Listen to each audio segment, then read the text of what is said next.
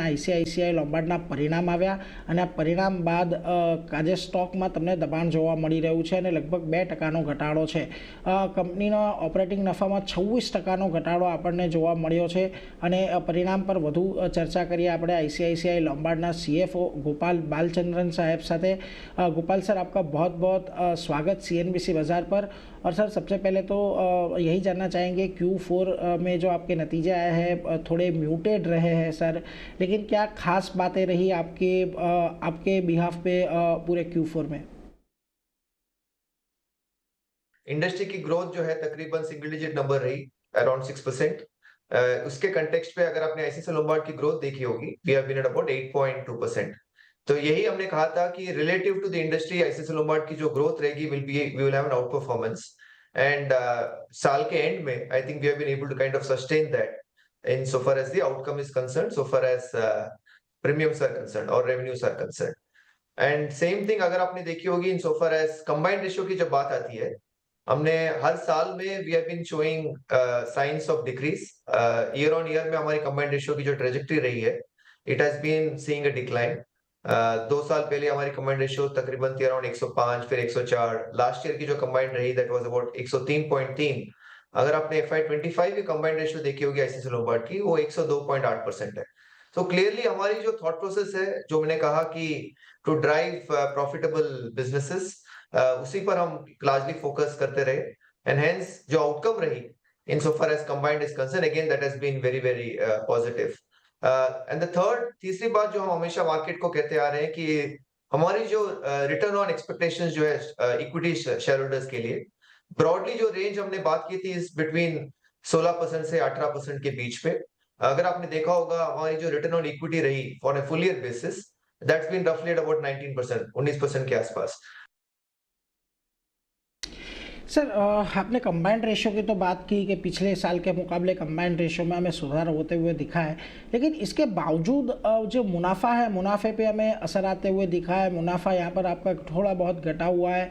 Sir, क्या इस तिमाही में वन ऑफ का असर है मुनाफे में, या कोई और कारण रहा है कि यहाँ पर हमें थोड़ा घटते हुए दिखने को मिला है? हमारी कैपिटल गेन्स की जो आउटकम रहेगी, it will be significantly cyclical. एक क्वार्टर से दूसरा quarter may not be necessarily comparable. And that's hence हम हमेशा कहते हैं कि हमारी जो नंबर्स को देखने की तरीका है, you have to always look at it more on an annualized basis as compared to quarter on quarter. So that's the reason why आपको जो प्रॉफिट का जो नंबर दिखता है, that is relatively lower in Q4 compared to on a full year basis. But आपकी जो point है on combined ratio, again to address that, Q4 of this year की जो कंबाइंड थी on a reported basis is 102.5. The same number in Q4 of last year was 102.3.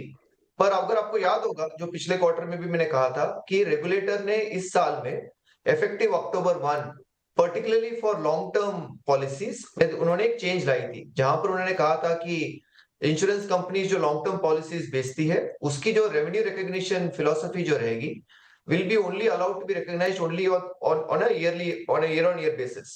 So उस change के दौरान अगर आपने जो देखा होगा, जो हमारी कंबाइंड जो 102.5 है, on a same to same basis में अगर कंपेयर करना होगा, तो that number will actually be at 102.1.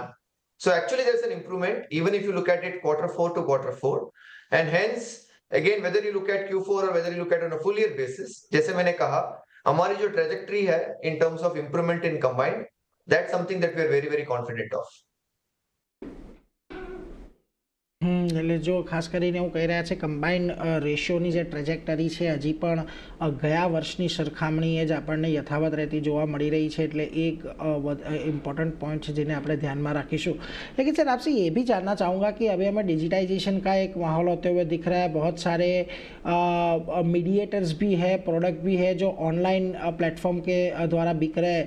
Sir, आप अपने बिजनेस में AI का क्या इस्तेमाल शुरू करना स्टार्ट कर दिया है, और डिजिटल चैनल से अभी आपका कितना बिजनेस ओवरऑल एक आ रहा है, उसके ऊपर अगर आप कुछ डिटेल्स शेयर कर पाए? सो अगर आप देखें डिफरेंट सेगमेंट्स में इसकी काफी काम आती है. So let's take health insurance. अगर आप हेल्थ की बात करें, तो जब क्लेम आती है, सबसे पहला पॉइंट जो कस्टमर का रहता है is to get the authorization approval from the hospitals faster. जब हम ट्रीटमेंट के लिए जाते हैं वहां पर भी ऑब्वियसली एक्सपेक्ट कि हमारी जो अप्रूवल प्रोसेस रहती है from an insurance company, that has to be very very fast.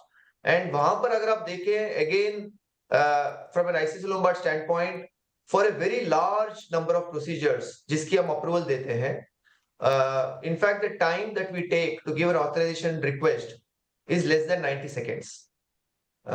So hence वहां पर भी हम काफी टेक्नोलॉजी यूज करते हैं, lot of AI ML is what we kind of apply, and ताकि अगेन जो हम कस्टमर की जो एक्सपीरियंस की बात करें, that is what we want to kind of create, and इसकी जो फीडबैक रही है is again reflective in the net promoter scores जो कस्टमर देती है in terms of their experience of our service. अगर आपने देखा होगा हेल्थ में हो या मोटर में, हमारी NPS scores have been very very high. जी बहुत बहुत मतलब बहुत अच्छी तरीके से सर आपने खास करके समझाया किस तरीके से डिजिटल चैनल हमें फ़ायदा करते होते हुए दिख रहा है। सर एक चीज़ और भी समझना चाहूँगा कि हमें जो इंश्योरेंस सेक्टर के अंदर बहुत सारे एक बदलाव आने का जो एक प्रस्ताव है, उसके अंदर एक प्रस्ताव ये भी है कि कंबाइंड लाइसेंस दिया जाएगा जिसमें आप जनरल और लाइफ इंश्योरेंस दोनों बेच पाएंगे। उसके अंदर सर LIC भी जनरल इंश्योरेंस बिजनेस में उतरने की तैयारी कर रहा है, और जैसे हमें पता है सबसे बड़ा प्लेयर इंश्योरेंस में वही है।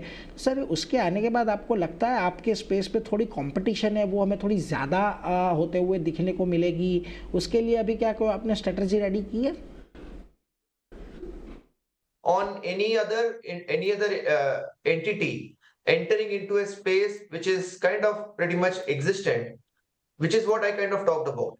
जो हेल्थ इंश्योरेंस की जो पोटेंशियल है in terms of the extent of penetration जो अपॉर्चुनिटी है, क्वाइट सिग्निफिकेंट है। आज के तारीख में at an individual level the penetration level is a single digit number, so hence the room for players to coexist is quite significant. What will differentiate is claim service, because end of the day हम हमेशा यही कहते हैं कि हमारी जो product जो है is not the insurance policy document that we give to the customer, हमारी प्रोडक्ट इज क्लेम सर्विस। अगर हम कस्टमर का जो एक्सपीरियंस है at the time of claims उसको हम एक्सट्रीमली सीमलेस एंड मीनिंगफुल कर लें, then to that extent there is no reason why the customer should not stay hooked on to you as a customer. And ICICI Lombard के लिए that is the attempt that we have been trying to do, and we have a long way to go in terms of working on it, but what we are largely working on is to make that service experience far more efficient. એટલે જો ખાસ કરીને અહીંયાથી કોઈ બહુ વધારે ફરક નહીં પડે, પરંતુ કોમ્પિટિશન જેમ વધશે તેમ સેક્ટર માટે સારું રહેશે એવો એક મત છે। सर एक चीज़ और भी जानना चाहेंगे, RIDAI ने इंश्योरेंस कंपनियों को सिंपल प्रोडक्ट्स लाने के लिए कहा है। सर क्या आपने अपने कोई प्रोडक्ट के अंदर इनोवेशन किया है या तो करने की कोई तैयारी कर रहे हैं? अगर इसके बारे में आप कोई डिटेल में बता पाए।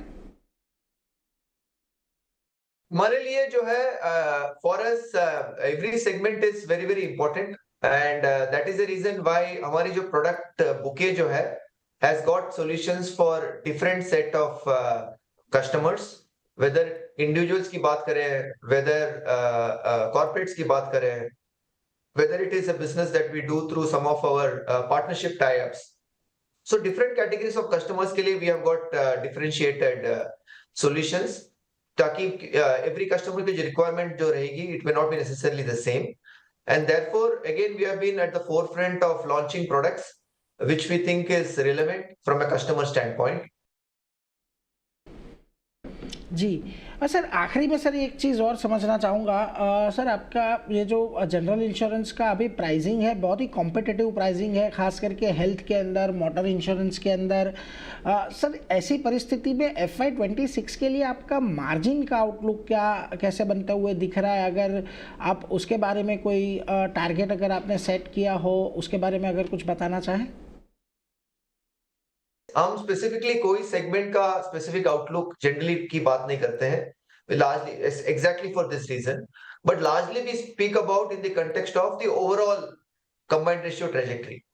जो मैंने कहा था कि फॉर एग्जांपल करंट ईयर में वी एंडेड एट अबाउट 102.8%।